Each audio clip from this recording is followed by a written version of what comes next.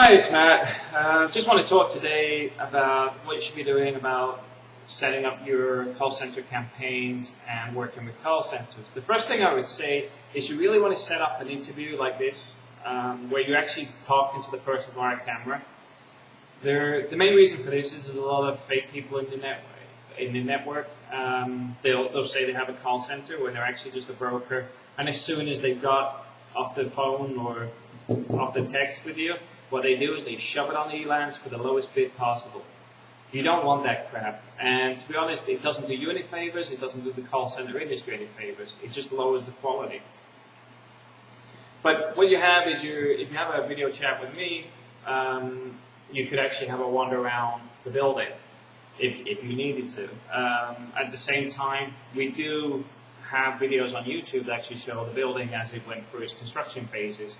There is no big secrets here. But you will find that online, a lot of people are faking nationalities, faking their location, faking their businesses. Nothing exists.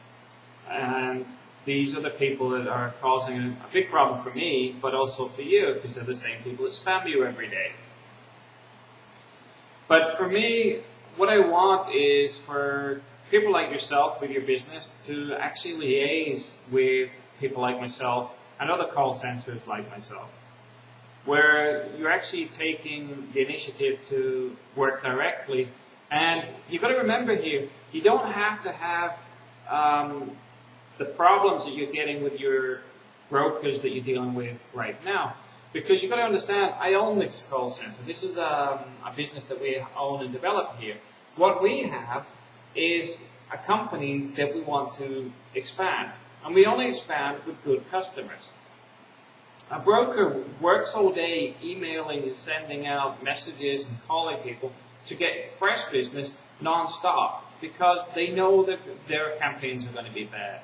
Because they push the price down. Because say you pay $100 for a lead, they'll sell it at like $30. They'll keep $70 for themselves for doing absolutely zero. In the same way, you pay a seat amount for a week or a month or whatever, they would take about 60-70% of that money and pocket it for themselves if they can. What that means for you is you end up with home-based centers rather than call centers because call centers simply just laugh and walk away. At the same time, it doesn't do the call centers any favors because they want your business, but there's this miss where you're dealing with a broker up here and the call center's here, so there's you're not in contact with each other. But this is why doing things like these YouTube videos I've started doing is to try and bridge some of that gap where you actually talk to people direct. And what you'll find is you'll get better results, better agents, but also you can actually ask to hear some of the agents. Now, I wouldn't say like, oh, Matt's here now. Matt, can I hear 5 agents? No, you can't. There's a reason for that. My agents wouldn't start for another 3 hours because a lot of the work is done in California now, so it's like 1 a.m. before they start dialing. And my day shifts, which are on transcription at the moment, have already gone home because it's past 10 o'clock already. So the answer is no. You should ask for that before we had this conversation. Or even better, just ask if I can send you some recordings, even if the guys have to hold a little newspaper article to say with today's date on it. I don't mind. I know how rogue this business can be sometimes. And let's face it, if you're a business, it's your baby. You want to make sure that it doesn't get damaged. And having poor quality call centers work with you actually causes a lot of damage. On lead generation, because your name becomes mud, if you're calling somebody 20 times a day because your broker gave it to 20 call centers. Or it could be customer service with poor English and poor understanding of what your product is and what they need to be doing. All that sort of stuff I really hate, even as primarily as a customer, not only as a call center owner, but as a customer. You know, it's one of the big frustrations is dealing with people that really shouldn't have the work in the first place. If they're incapable, then why do they get the work? And the answer is because the brokers have pushed the price down. So where do you benefit from using a broker? For me, I can't see any value in it at all, because I've seen how they work and they're not actually producing anything of value. Where you would get value is actually dealing with call centers and working out your product knowledge and how you want your sales done, how you want your marketing done, how you want your customer service done, how your customer service interface works, because a good customer interface should actually have like flow diagrams or things like that where it simplifies a lot of the tasks. Because if you're going through a process, it's much easier to get to the right solution. But also, once the agents are experienced on that, they can jump a few stages if it's pretty obvious stuff. But all that gets developed between customer and client, not customer, brokers, contact center, or sales center. It's got to be direct with the customer. And that's why we work like this. We're simply removing the brokers from our system. We actually downsized just to get rid of the brokers because I don't want to work with them and I don't want to encourage them. But what I do encourage is actually direct working with people like myself and other call centers which have the same sort of initiative and keenness to develop business rather than this constant rolling of companies where you hire a call center this week, not happy with them, lost money, hire a different call center next week.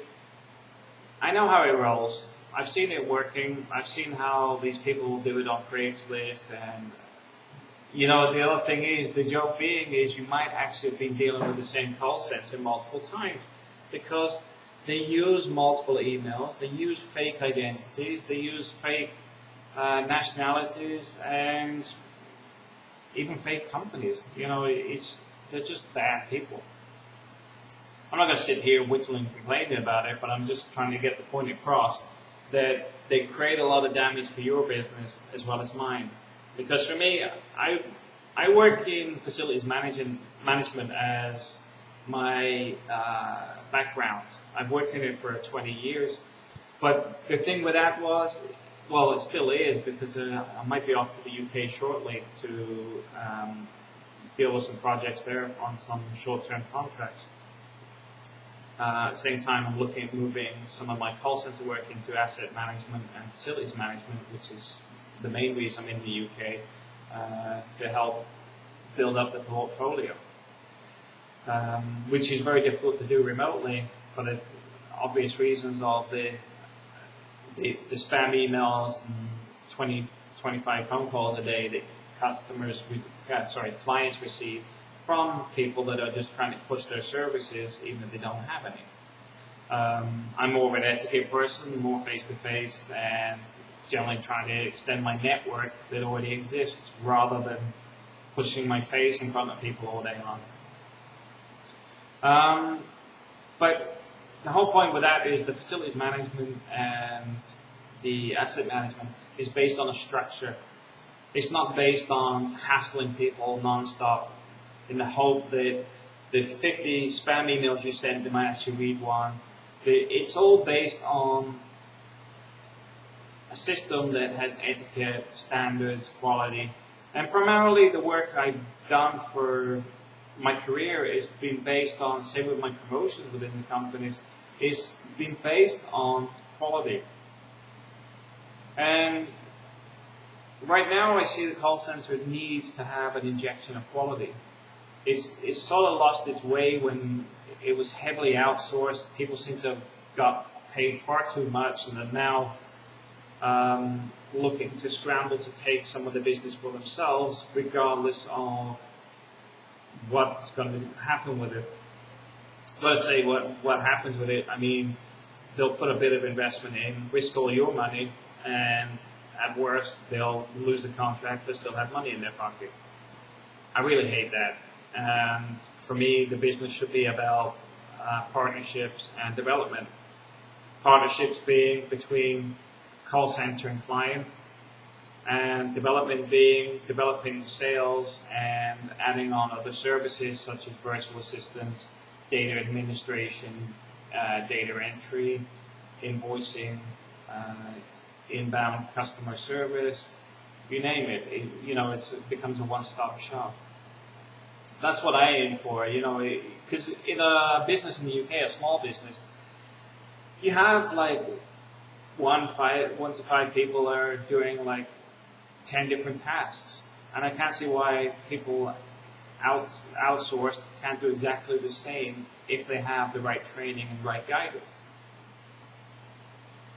But at the same time, I'm seeing a lot of the simple tasks. I mean, lead generation is a fairly simple job. It just needs to be focused.